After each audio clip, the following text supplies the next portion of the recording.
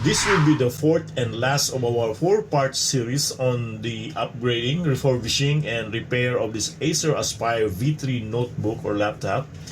This time I am replacing the keyboard as I told you in the last episode of this series. The replacement keyboard is fit to this laptop but not the ideal one. You can see the keys are a little bit smaller than the original keys. I bought this at only 950 pesos over Lazada, and surprisingly the shipment is just local or the seller is from the Philippines. To reach the keyboard, you have to go through the back cover of the laptop. You have to remove everything on board and every part of this laptop to reach the keyboard. You can see here the connector for the keyboard is already disconnected from its socket because I have to condemn it to avoid freezing the system. Using a plastic tool, I remove first the battery connection, then the speaker terminal from its socket on the board. Next is the connector of the touchpad. To remove the Wi-Fi module, disconnect first its terminals. The module is screwed on the chassis while it is plugged into a socket on the motherboard. First thing to take out is the 15.2 volt battery.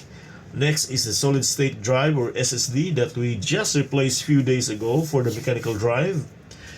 Remember, only remove the screws that has a white arrow marking on the circuit board and screw the Wi-Fi module from the chassis. Pull it off from the motherboard. Remove the last connector from the panel, which is for the LED screen. The motherboard is now loosened, and you can see at the flip side the memory card, which is also upgraded from 4 GB to 8 GB. No, not yet. There are still parts to be removed from the chassis that are blocking the aluminum sheet. We need also to remove the touchpad. The pad is attached to the chassis by its 3 special screws. Be careful not to scratch the pad. Remove the speakers on both sides since it is lying on top of the aluminum sheet. The base of the hinges should also be loosened since a portion of the aluminum sheet is underneath it.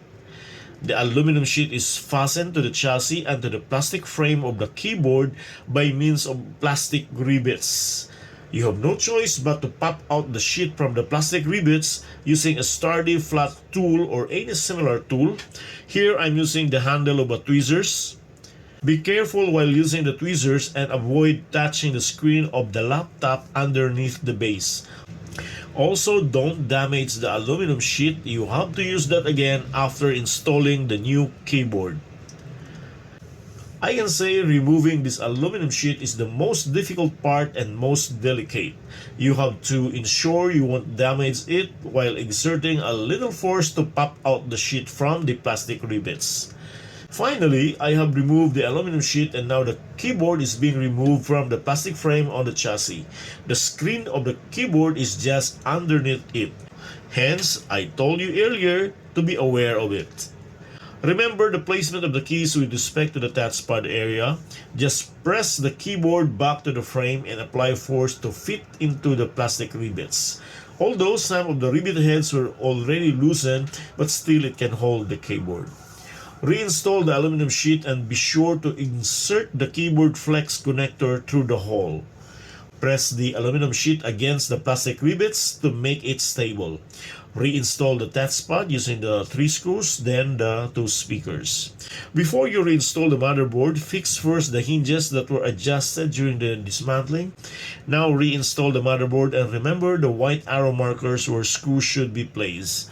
Reconnect the terminals beginning with the display connector, the speaker, the keyboard flex connector, the touchpad, and the Wi-Fi module along with its 2 wires. Last to return to the chassis is the battery. You don't want current to flow on the circuit while you are still reassembling the parts. Hence, replace the SSD back to its position just before connecting the battery terminals to the motherboard. Finally, put back the cover of the laptop but don't screw it yet. We have to try first if the new keyboard is properly installed. It looks great as if the keyboard is the original one. The gaps between smaller buttons are not so evident unless you have to look closer.